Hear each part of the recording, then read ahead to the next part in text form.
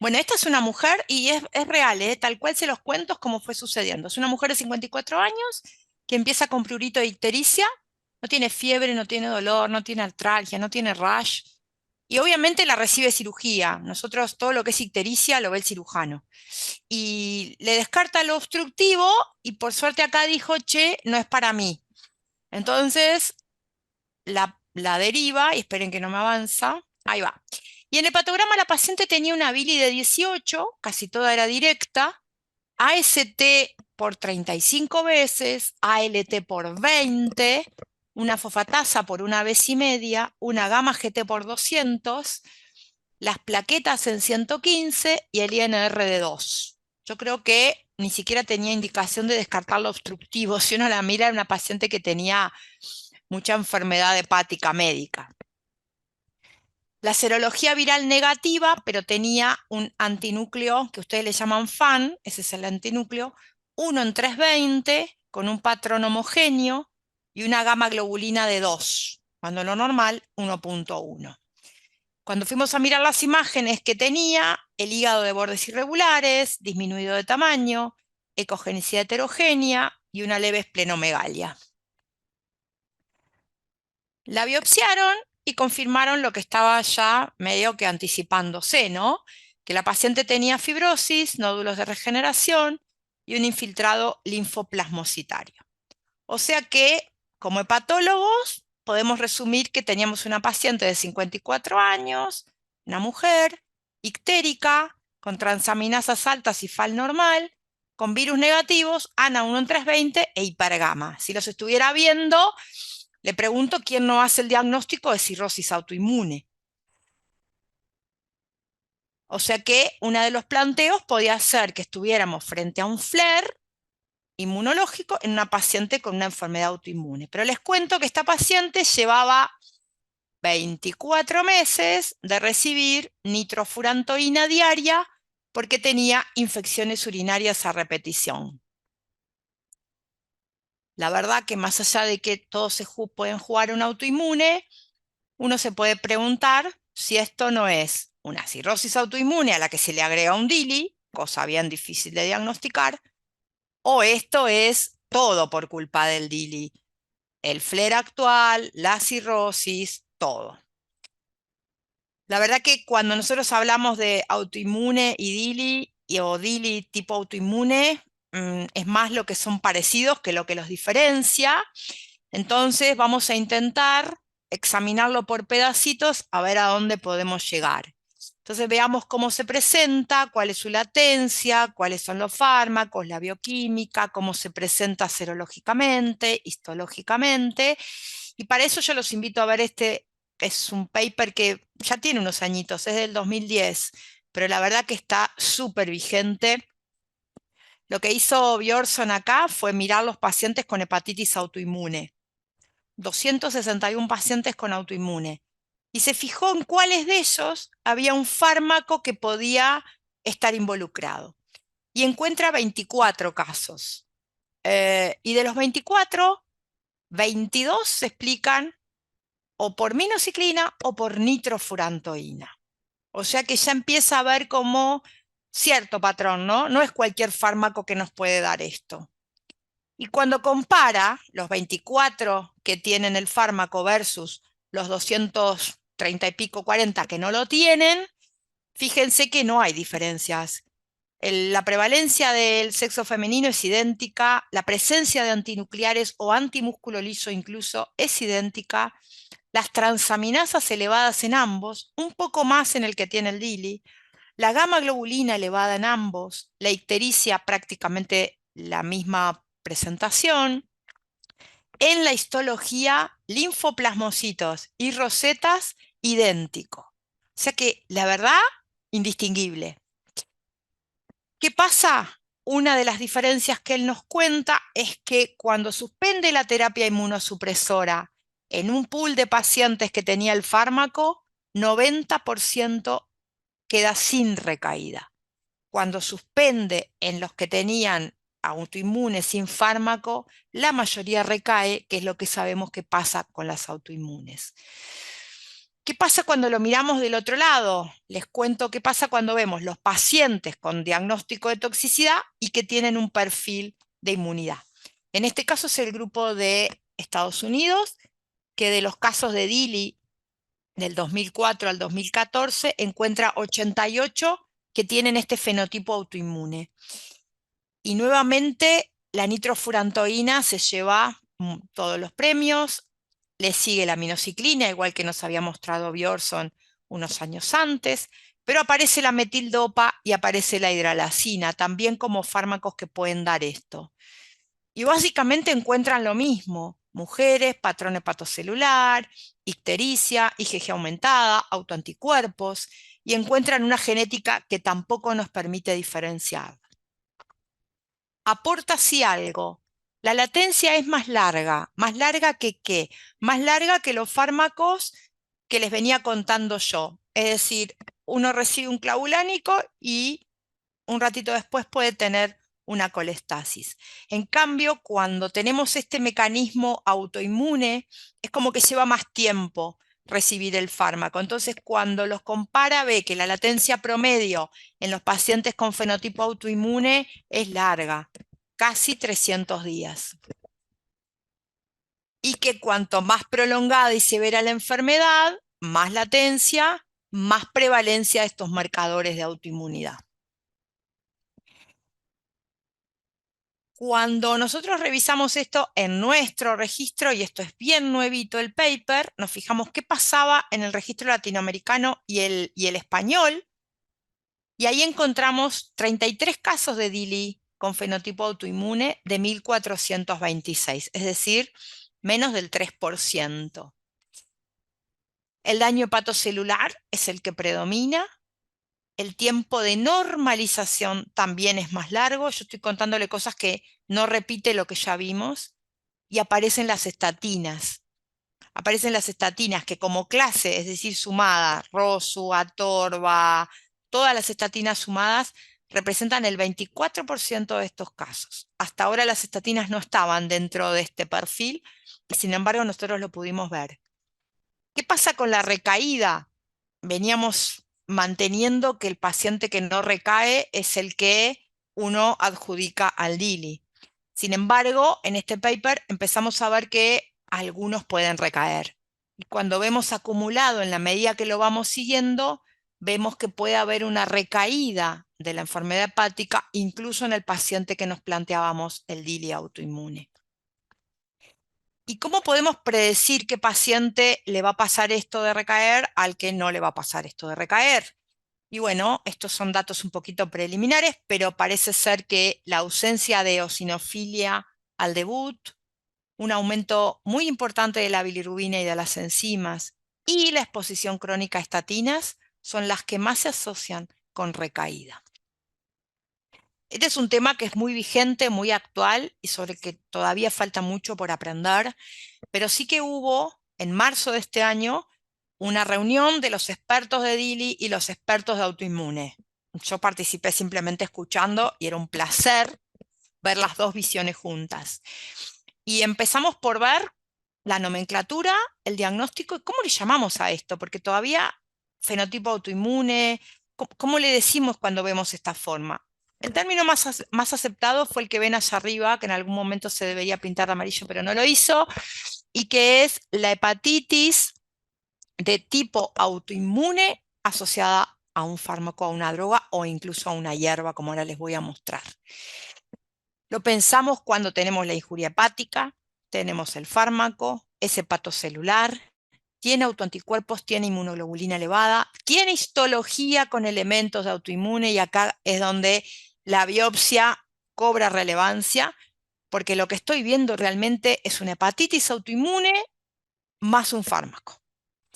Entonces hay que ver qué es lo que encontramos histológicamente. Que se ve con latencias y exposiciones de 3 meses o más, y que acá ven los fármacos que más se asocian, ¿no? Nitrofurantoína, minociclina, metildopa, hidralazina, el interferón, el infliximab y el adalimumab. Los que hacen gastro esto lo pueden ver más. El imatinib, que es un inhibidor de tirosinquinasa, pero También los que les muestro a este otro costado, las estatinas, el diclofenac, la metilprednisolona, que parece increíble que pueda dar formas autoinmunes cuando uno lo utiliza para inmunosuprimir, la ciproterona, y de esto le pueden preguntar mucho a Fernando, que tiene un paper precioso, pero también aparecen las hierbas, el CAT y la que les pongo ahí abajo, la Tinospora cordifolia, que también pueden tener estas formas autoinmunes. Esta paciente que venía siendo el caso que les conté y con estas dudas, esta fue la evolución de la paciente. A ver si les puedo mostrar. La bilirrubina es lo que está más marrón, acá son los valores de Billy, tenía 20, empieza a bajar, estos son en días, y estas son las enzimas, también empiezan todas a descender. En esta paciente no usamos corticoides. Este descenso fue simplemente esperando recibir las cosas, esperando recibir la biopsia, sin actuar, y la realidad es que es esa. Hoy la paciente tiene más de 4 años de seguimiento y sigue estupenda, con laboratorios normales y sin, obviamente, recibir la nitrofurantoína. Voy a cerrar con unos key points y obviamente que abrimos, si les parece, una nueva ronda de preguntas. Eh, la posibilidad de tener una lesión por fármacos, pensémosla siempre, cualquier alteración que no tenga otra etiología demostrable y con imagenología normal. Los perfiles bioquímicos varían según el agente que está involucrado y aunque tienden a tener una forma más frecuente, o sea, no sé, el clavulánico es más colestásico, pero también puede ser hepatocelular, o sea que hay fármacos que tienen varias presentaciones, de ahí el concepto también de idiosincrático, porque no es solamente responsable el fármaco, sino el individuo, y su vínculo con el fármaco puede ser completamente diferente. No tenemos biomarcadores, dependemos mucho de todo esto que charlamos, de sospecharlo, de ver la relación temporal entre la alteración y el fármaco, de descartar otras etiologías guiados por el patrón que se presenta. Debemos discontinuar sí o sí el agente que sospechamos que da la hepatotoxicidad. Debemos seguir el paciente hasta que normalice, y esto soy como muy insistente, no nos conformemos con ver que bajó, veamos que normalice. Fundamental es advertirle al paciente del diagnóstico para evitar la reexposición, y no hay una terapia específica más allá de la discontinuación. En las preguntas me hablaron del LOLA, de la L-ornitina, pero podemos charlar, si quieren, de la N-acetilcisteína, podemos charlar de los corticoides, que salvo en la autoinmune no tiene rol, y que creo que era, no sé si fue Marcela que mencionaba hoy, la presión de los clínicos, para saber qué tiene, indiscutible la presión de los clínicos para que le pongamos corticoides a prácticamente todo. O sea que me parece muy importante este punto, y volvemos a las preguntas, si les parece. Genial. Hay preguntas, como te dijimos. Hoy tenemos 85 personas metidas, incluyendo a mi madre y a mi hermana, ¿no? Que las hacemos entrar para que hagan volumen. Pero la verdad que muy bueno, Nelia. Nelia, Hay un par de preguntitas, ¿no? Sí. te hago Dale. una pregunta, Nelia, antes que empecemos en la parte científica, porque escapo un poco a esto, pero me interesa mucho. Tu respuesta es, si ya, ¿qué estamos haciendo algo desde Latinoamérica o en Europa o en Estados Unidos? Porque la verdad es que muchas de las drogas, hierbas, suplementos que conocemos que son hepatotóxicos y se siguen comercializando como si nada y el paciente lo tiene al alcance de la mano. Y eso es lo que me cuesta entender si tenemos tan identificar las drogas. ¿Qué pasa un poco en el mundo que no hay una normativa, no hay nada que caiga sobre esto? Yo creo que hay, Adrián, hay muchas drogas que se han sacado del mercado, y si bien hoy por hoy la hepatotoxicidad no es la primera causa de retirada del mercado, supo serla. La cardiotoxicidad pasó a ser hoy la primera causa de retirada de drogas del mercado, pero sí que hay. Lo que igual comparto 100% contigo, que tenemos un montón de fármacos que no deberíamos utilizar libremente. Yo tengo una deuda pendiente con el clavulánico, en algún momento lo voy a bajar de la venta libre. Por lo menos voy a asumir la responsabilidad acá en mi país. No sé lo que pasa en Argentina, pero acá el clavulánico se utiliza de primera línea y para absolutamente todo, desde un dolor de muela hasta una mordedura de perro, una neumonía, pasás por todo y lo primero es clavulánico. Y Acá es similar. es tremendo, porque ¿Y nosotros acá? hicimos acá un estudio y es 1 cada 2000 hace toxicidad. Björnsson lo hizo en Islandia y le dio lo mismo, 1 cada 2100. Imagínense, 1 cada 2100 puede ser muy raro si es un fármaco que se utiliza, yo qué sé, para una patología rara, pero 1 cada 2000 es tremendamente frecuente si lo usamos todos los días. Y si bien no tiene mortalidad, tiene morbilidad.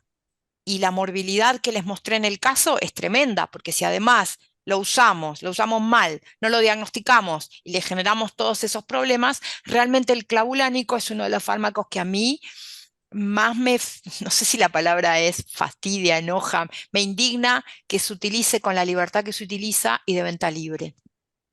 Cuando Sí. además hay un montón de otros antibióticos, porque si me decís es el único, le salva la vida al paciente, lo puedo llegar a entender.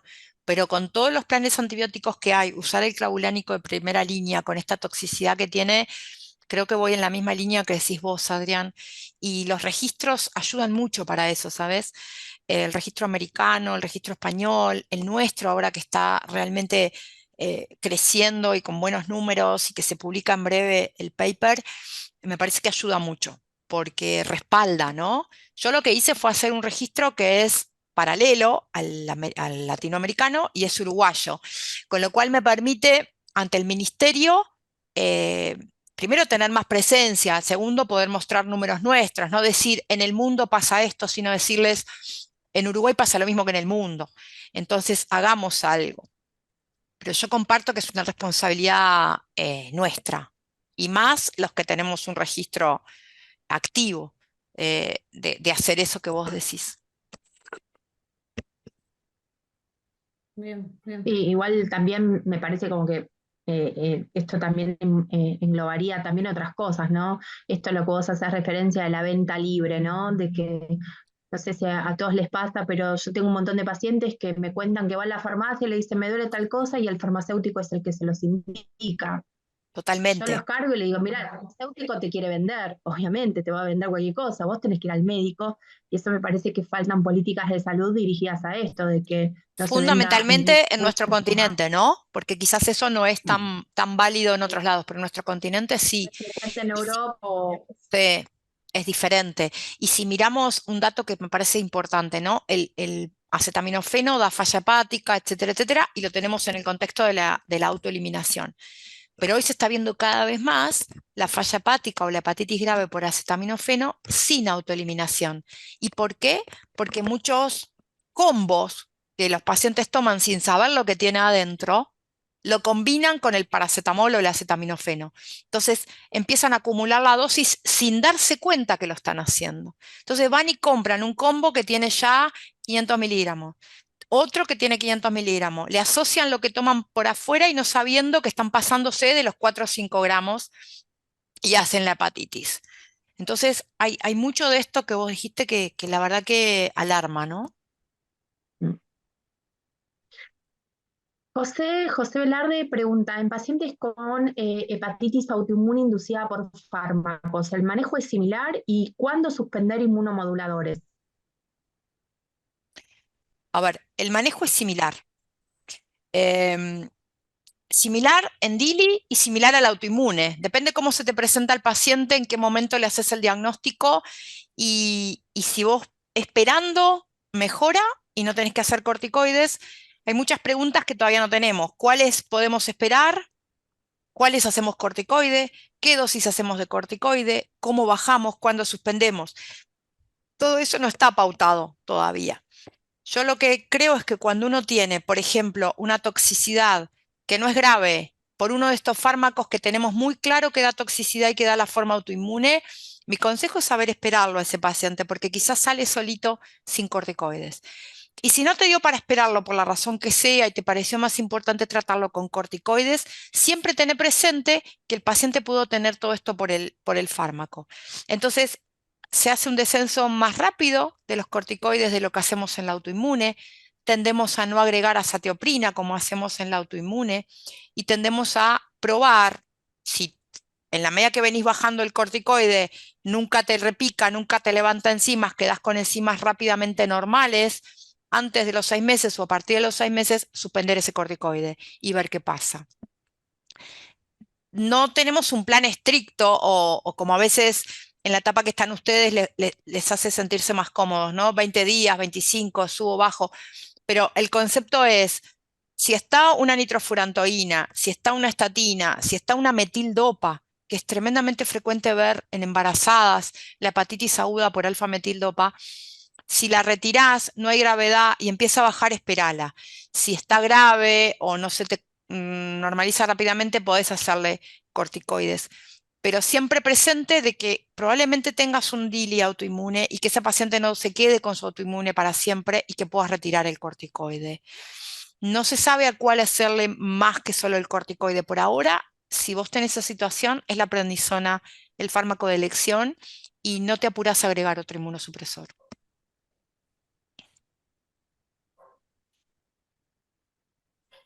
Bien, acá hay otra que dice, ¿qué tiempos esperamos normalización de los parámetros hepáticos una vez que retiramos el fármaco?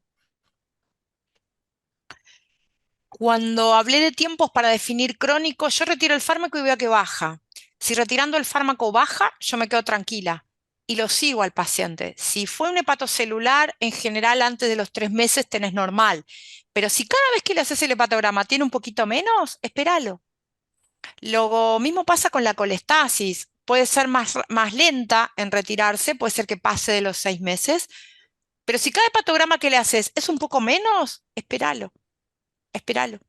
En general, si ese paciente se te pasa del año, por ejemplo, y sigue manteniendo la colestasis, ahí puede haber otro rol para la biopsia que no mencionamos hoy, porque la ductopenia puede ser una consecuencia del fármaco y la única forma de diagnosticar una ductopenia es con la biopsia. Pero es poco probable que tengas una ductopenia muy marcada cuando tenés de repente una FAL por 1,5 veces. Entonces, a veces nos estresamos mucho para ver a la FAL normal y no es lo mismo tener una FAL por 5 mantenida en el tiempo que una FAL por 1,5 veces que viene lentamente bajando. Sí, me acuerdo de un caso que habíamos comentado, me parece, del británico, un chico de 17 años, no sé si te acordás, Fer, por ¿Cómo no? TMS. Sí, hizo una ductopenia. Por trimetoprim. Sí, Me acuerdo de ese chico, que ese chico zafó, pero lo tuvimos mucho tiempo, lo evaluamos. pero no evolucionó a la cirrosis, que eso, bueno, se rescató de la ductopenia. Y después me acuerdo de otro caso, fue más complejo, no sé si estaba Maca o fue de antes, que era un periodista, un chico joven que hizo un tratamiento estético, que todavía no sabemos qué le dieron. El chico empezó con un cuadro colestásico, con inyección conjuntival y fiebre, que parecía más un proceso Infeccioso. viral, claro, de otro tipo. Lo siguieron mucho tiempo hasta que, bueno, lo terminan derivando con un patrón mixto, pero, viste, todo muy alto. eh, y lo íbamos a biopsiar, se biopsió.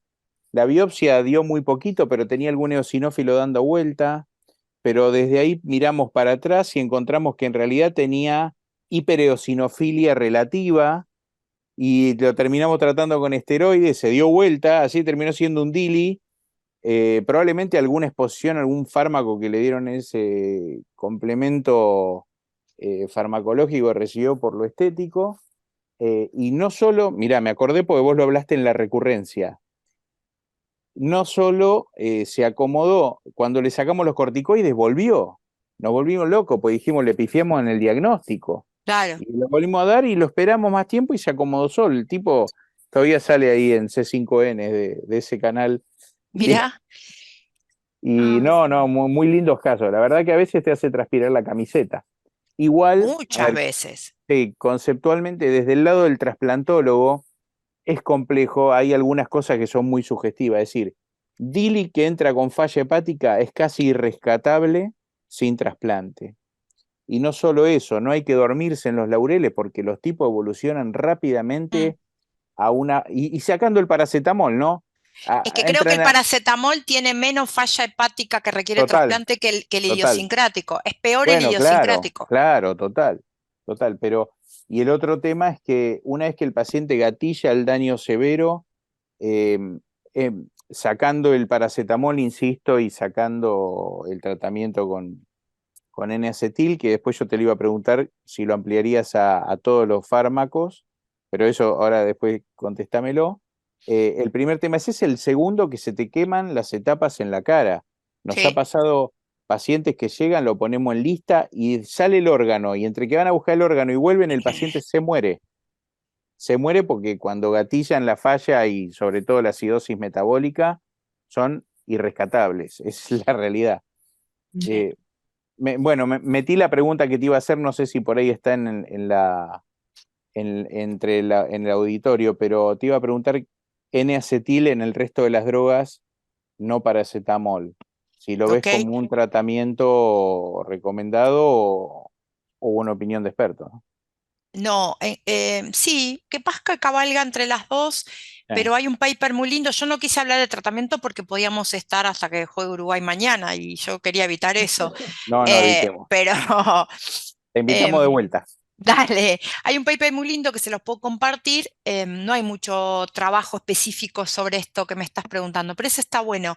Y sí se utiliza la N-acetilcisteína más allá del paracetamol, donde está perfectamente indicada, ¿no? Pero no en todos. Se utiliza en todos los fármacos, sí, en la toxicidad idiosincrática, sí, pero ¿en qué situación? En la forma hepática grave con encefalopatía precoz. Si vos llegás en una forma con encefalopatía precoz, se demuestra utilidad en evitar la falla aguda, obviamente la muerte o el trasplante. Baja bastante esa posibilidad. O sea que en general la N-acetil la usamos en las toxicidades graves con encefalopatía 1-2, ahí la N-acetil va. El corticoide no demostró beneficio, permitime decirlo, y es más, demostró peoría. Bien. Preguntan, dice, ¿cada qué tiempo consideras prudente el seguimiento ambulatorio de estos pacientes? Hasta que normaliza. Ah, ¿cada qué tiempo? Hasta Sí. que normaliza y depende mucho de dónde parto. Si yo tengo un paciente con mucha transaminasa, bilirrubina, seguramente le haga un seguimiento más corto. Si yo tengo un paciente con colestasis, seguramente le haga más espaciado el seguimiento porque es más lento. Si yo lo sigo muy de cerca, le genero muchísima ansiedad al paciente. Y depende de dónde parto. Parto de valores muy altos o parto de valores muy bajos. Yo qué sé, en general al alta le doy a los 15 días un laboratorio y ahí me voy fijando. Cuando vos tenés un laboratorio que va bajando, ahí te das cuenta cuánto bajó y más o menos calculás el periodo. Yo les pido disculpas, no soy muy estructurada ni sigo mucho guías que me dicen hacerle cada 2 meses, cada un mes. Me adapto mucho al paciente que estoy viendo. Entonces, depende mucho qué situación clínica estoy viendo. En las colestasis voy más, digamos, como que espacio más los laboratorios y en las hepatocelulares voy más de cerca. Si tengo transaminasas de 1000 lo voy a ver a los 15 días. Si tengo transaminasas de 200, 300, espero un poquito más. Pero sí que lo sigo hasta que normalice. Bien, después hay otra acá que nos cuenta su experiencia. Dice, los últimos pacientes con DILIS fueron uno con propiltiuracilo en una joven de 19 años con hipertiroidismo, que lo suspendieron y hicieron ablación. Y la segunda paciente era usuaria de un bar saludable de Herbalife. Sí, súper frecuentes los dos. El PTU es muy frecuente que dé y que haya que cambiar o bien de fármaco o bien pasar como se pasó a la, ¿cómo es? A la ablación con yodo. Y el Herbalife tenía un montón de comunicaciones de toxicidad y grave en la medida que se fue... ¿Qué tiene el Herbalife? Que mucho no sabes qué tiene adentro. Y lo otro que tiene el Herbalife es que cambia mucho la composición en función del país que lo produce. Con el tiempo han bajado muchísimo la toxicidad porque evidentemente le han sacado alguna cosa que era la que más la daba. Pero sí, Herbalife tiene descrito. Y tiene mucho rechallenge porque la gente no te cree que la hierba pudo ser. La gente cree que la hierba es natural y lo natural es sano. Y, y no te cree mucho. Entonces tiene mucho rechallenge. Yo voy a contar una anécdota de viejo. Hace más de 10 años, Herbalife puso plata en la SLD para que el Hepatology tenga en la tapa, en la contratapa, el auspicio de Herbalife. Eso llevó a una catástrofe de conflicto de interés que obviamente fue rechazado y demás, pero fíjense hasta dónde llegaba la presión de la industria para que la revista de mayor impacto de la especialidad tenga en la contratapa el Herbalife. Pero bueno, ese fue un tema muy complejo, el Herbalife con hepatotoxicidad. Fue muy complejo. El Oh, Herbalife te demandaba si vos llegabas a decir en una sí, charla que lo daba. sí. Un montón de médicos fueron demandados. Nosotros teníamos un trasplantólogo que tomaba Herbalife, le dijimos lo único que falta que te ¡Pah! tengamos que trasplantar a vos. Imagínate. Eh, Hoy es bueno, mucho Bien. menor, ¿eh? Algún sí, cambio total, total. hubo. No, te estoy hablando de esto hace más de 10 años, ¿no? Sí, sí, Sí, sí. totalmente, porque hoy los suplementos nutricionales hoy son muy frecuentes. Por eso, en el registro tuyo, donde vos mostrabas las estatinas, cómo impactaba, yo pensaba si no era un efecto de la tasa de uso en la población general, la estatina como aparición, como efecto de grupo en riesgo de hacer hepatitis tóxica autoinmune light. Esa me Sí, sin generaba la duda. duda. Lo que pasa que lo que yo te mostraba es que tiene mucho perfil inmunológico. Claro, sí, sí, sí.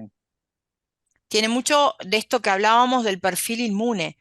Yo tengo algún par de pacientes que estoy siguiendo porque llevan años tomando estatinas y desarrollan cirrosis con perfil inmunológico. Sí, sí, Entonces sí. vos te preguntás, capaz Y este es la paciente causa, si no hubiera recibido estatinas no estaba con esta cirrosis claro, inmune. así es. Preguntan, justamente hablando de esto de la cirrosis, te pregunta uno, dice, ¿cuál fue la causa de la cirrosis en el paciente del caso clínico? Y Y bueno, obviamente bueno, se necesita por en la el relación. paciente del caso yo creo que fue la nitro. Uno de los puntos que hay que tener presente es si cuando vos tenés este perfil autoinmune, lo biopsiás y tienes cirrosis, te hace desconfiar un poquito más de que sea el fármaco. Pero cuando Claro. el fármaco lo recibe por 2 años, o por 3, o por más, ahí en realidad perfectamente puede ser el fármaco. Hay una publicación que es de la semana pasada de la Gastroenterology con un caso de así como ese, con nitrofurantoína y todos los capos del DILI de Estados Unidos opinando sobre eso y estamos aprendiendo que pensábamos que no tenía que haber cirrosis para hacer el diagnóstico de DILI autoinmune, pero en realidad cuando las latencias son tan largas, pero porque se le da el fármaco por tanto tiempo, yo les mostré 2 años, pero tenemos estatinas durante 7 años y si ustedes ven sus propios pacientes pueden tener estatinas por muchísimos años, ahí no podemos descartar que no sea la cirrosis que no sea el fármaco la causa de la cirrosis. Es muy raro que una cirrosis autoinmune con 18 de Billy salga sin corticoides. La verdad que yo me cuesta comprar esa realidad. Creo que tuvo que ver el fármaco. Bien, hay un montón de preguntas. Si quieren vamos seleccionando algunas, Dale, sí. porque Dale, si no dale, dale, estamos realmente con tiempo. te Juega vamos a mañana tener Uruguay, ¿eh? hasta mañana. Dice, además de suspender el fármaco y hacer seguimiento hasta normalización de hepatograma, ¿se realiza biopsia de control? Uy, no, de control no sé bien a qué se refiere. No la uso para diagnóstico, salvo situaciones especiales. De control no, si normaliza la bioquímica, ya está. A veces lo que cuando demora en normalizar la bioquímica, ahí podés hacer una biopsia, que era lo que hablábamos hoy, pero yo no la llamaría de control. Incluso yo me pregunto hoy qué rol le podemos dar a la elastografía en el seguimiento de estos pacientes para no tener que ir a la biopsia. No hay nada planteado. Cuando yo tengo poquitos casos que demoran irse la colestasis, le hago una elasto. Si tengo la posibilidad, le hago una elasto. Si la elasto me da alta, ahí considero la biopsia. Pero si yo tengo esa cosa y una elasto normal, no voy a la biopsia. Y de control no. Bien. Ahí Laura, en la última pregunta también como que le llama la atención, dice, me llamó la atención del diagnóstico diferencial en el caso de cirrosis por DIL y puede ser producida en 24 meses por nitrofurantoína. Sí. Bueno. Y también pone un comentario y que es cierto, también lo vi en algunos pacientes que acá en Argentina, sobre todo por la resistencia a antibióticos, se empezó a regular más y a mí pacientes me han pedido receta doble, que si no, no le venden el antibiótico. Algo me parece, no sé si están explicando en todas las farmacias, pero ya me pasó eso.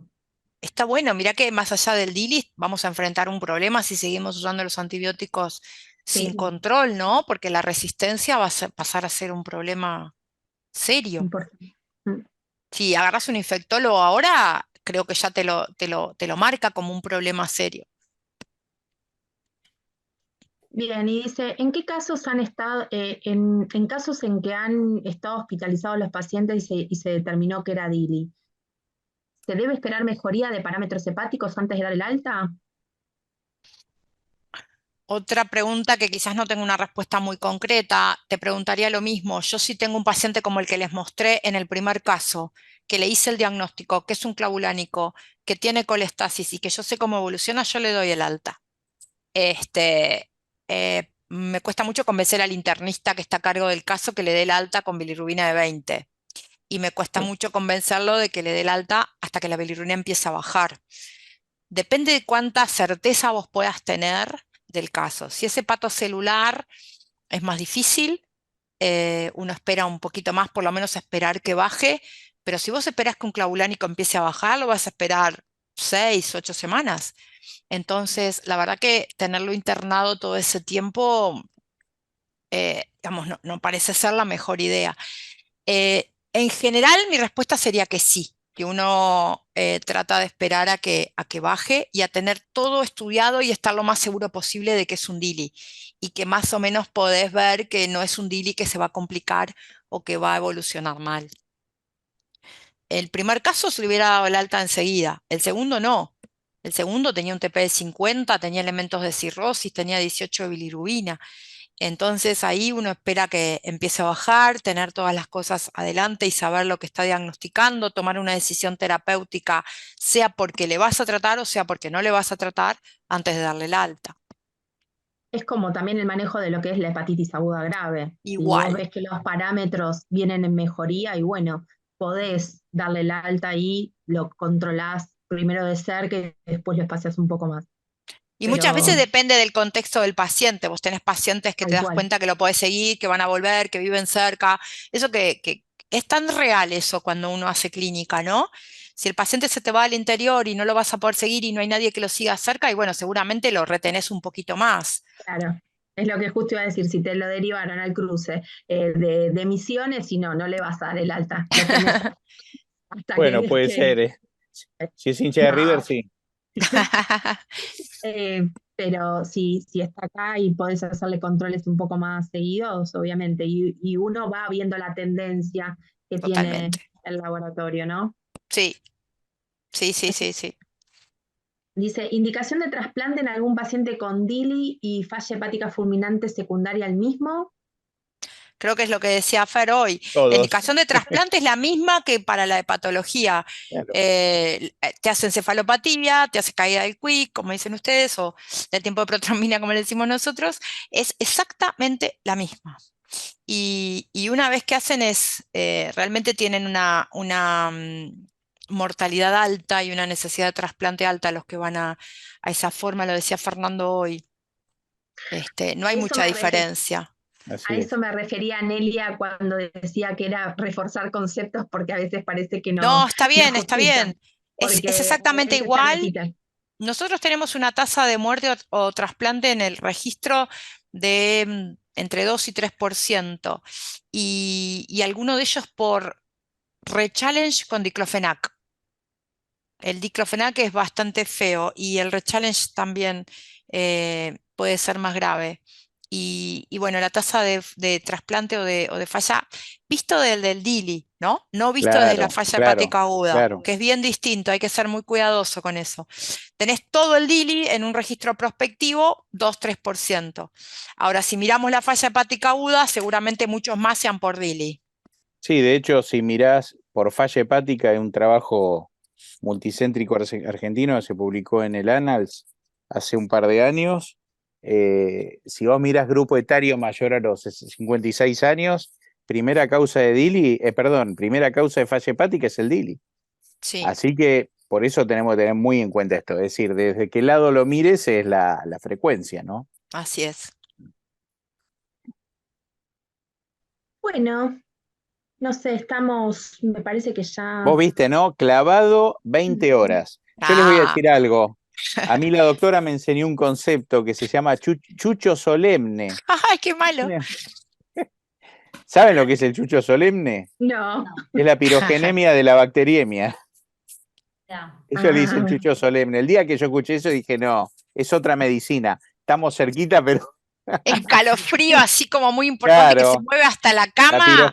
pirogenemia. Eso es un La chucho solemne chuchemia. para nosotros. La chuchemia, Chucho pero solemne, solemne. no, me mató, me Solemne. mató. Bueno, Bueno. creo que estamos bien, ¿no? Sí, Sí, ahora todos empiezan te a llegar las agradecen felicitaciones por la y vamos a ir a clase. clase. No, sí, rajemos, pues son todos chupamedia, piensan que le vamos a dar un punto más en el examen. Así que no, olvídate. Bueno, Bueno, Nelia, gente, gracias. muchísimas gracias. Les mandé todo lo que me Escúchame, pidieron por el mail. gracias. Dos cositas. La primera, felicitarte, pues sos vicepresidenta de la ALE, así que en unos años te vamos a tener dirigiendo esa Septiembre gran del año que sociedad. viene. Bueno, Septiembre del año que viene. Los invito a eh, todos a estar presentes. ahí estaremos. Y la segunda, que todo el que quiera participar del registro latinoamericano de hepatotoxicidad se puede contactar con vos, ¿te parece Por bien? Porque supuesto, todos, conmigo, con todos tenemos, Fernando. claro, todos tenemos antecedentes o historias y quedan en historias nada más, si No, no por nos eso acercamos. es importantísimo lo que Bien, decís, porque si no queda en la anécdota, y en la así es, anécdota en la medicina no avanza.